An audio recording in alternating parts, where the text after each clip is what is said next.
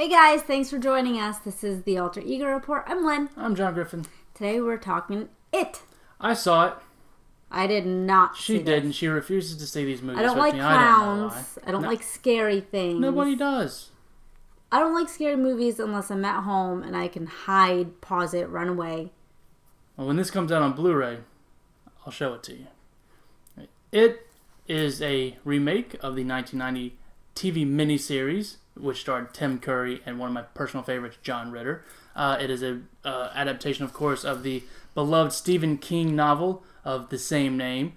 And the original miniseries that was in 1990, I haven't seen it in a long, long time. I know it's a cult classic and a lot of people love it. The only thing I remember about it is Tim Curry as Pennywise. I thought he was great.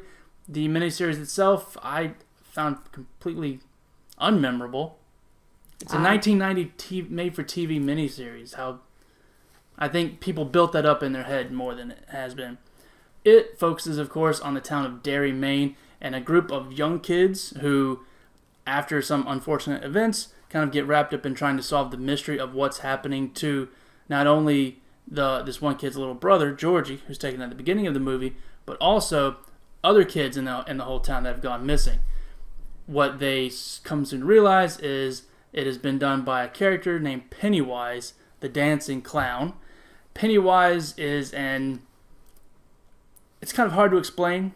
I don't know if you're too familiar with it. He's like an interdimensional, demonic, everlasting being kind of thing. Okay. And what he does is essentially every 27 years he comes out to feed. Ugh. He feeds on kids mostly terrible. because he hates kids. That's his main reason. He just hates kids.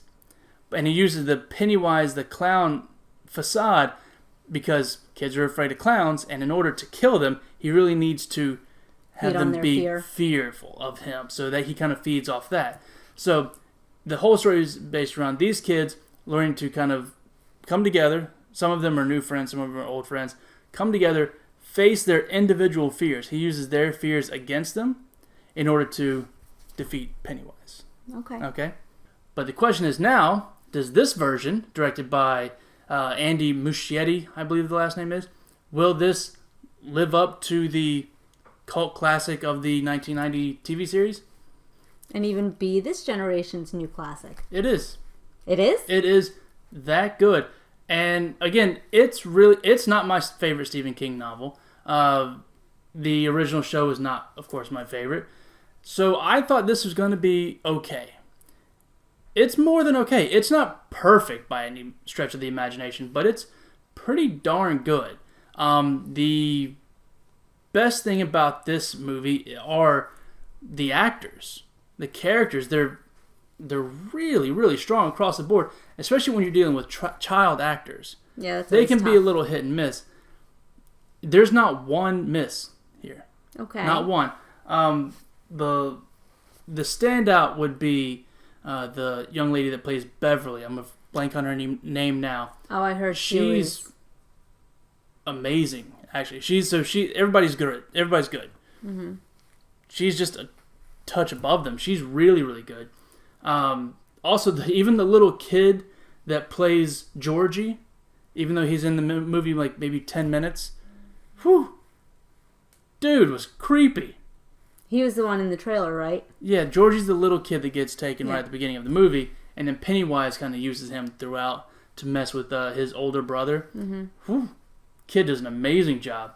The real star, of course, is Bill Skarsgård as Pennywise. His take is a little bit of a 180 from what Tim Curry did, and I think that's for the best. He's funny a little bit, creepy for sure, and downright scary a lot of the times. Okay. He has this weird thing where he has drool coming out of his mouth that apparently is just him doing it. Ugh. Which I found outstanding. Yeah. And he has this left little squirrel finder where his eye kind of floats a little bit. Apparently that's just him as well. He does corrective lenses to help that, but they just let that eye float free. And it's pretty effective. The design for Pennywise is really cool. I think it's an improvement over Tim Curry's kind of classic, Bozo the Clown look. This is kind of more of a 18th century clown look, which... Okay. I mean, are there any scarier words in the English language than 18th century clown? No. Anything with sounds clown. pretty terrifying. Also, probably one of my favorite things about this movie was that it's surprisingly funny. That's odd. Some of it's some dark humor, but humor nonetheless. And some of it is just outright funny. When 12-year-olds say curse words, That's always laugh. funny. Plus, there's a little bit of a running gag about New Kids on the Block that's pretty stellar. Okay. So it's surprisingly funny. It's really well acted across the board, like I said. Well written, well directed. It's shot with some pretty creepy effects, and it's a pretty unsettling movie altogether. So this movie deals with a lot of themes that are kind of extremely relatable, which is one of my favorite things about the movie. It's kind of everything the kids go through and becoming fearful of it. And it's becoming an adult, turning into an overbearing parent, suffering abuse from a parent, going through puberty even. I mean, all these things that these kids are afraid of, Pennywise uses against them. So it hits on all these themes, and all of them land. Each kid has his or her own problems, and you relate to every single one of them. It's fairly disturbing in some scenes. Some are played a little bit lighter, but still, the movie itself worked because of how well it was written, and thematically it kind of stuck a little bit truer to Stephen King's original novel than the 1990 TV series did. Okay. Well, maybe I will watch it when it comes out. I was kind of wanting you to watch it. Oh. And I know it's not your type of movie, but I kind of need you to see this because it's something, it's just kind of good. I don't know what else to say. It's good. I want you to see it. Well, what are you giving this? Well, like I said, it's not perfect. It does kind of slog. It's over 2 hours, which I mean, it's 1,000-page. It's 1,000-page book. I understand, but okay. It's over 2 hours, and about an hour 15 in.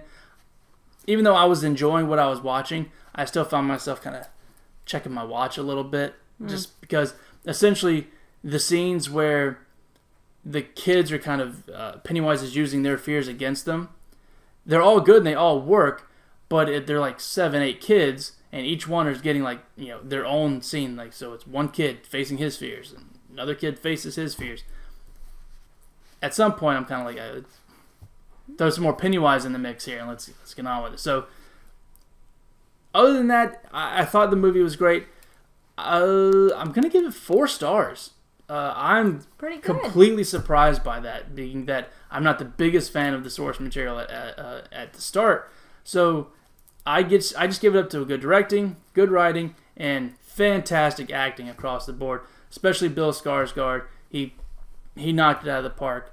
This could be like one of those turns, because he's been kind of in smaller stuff. Mm-hmm. This could be maybe a turning point for him. Okay. He's pretty excellent, creepy as all hell. I recommend going to see it. I'll have her watch it whenever it comes out on Blu-ray. 4 stars for it. Thanks for watching, guys. If you saw it, let us know what you thought about the movie in the comment section below. Don't forget to hit like and subscribe. Thanks, guys.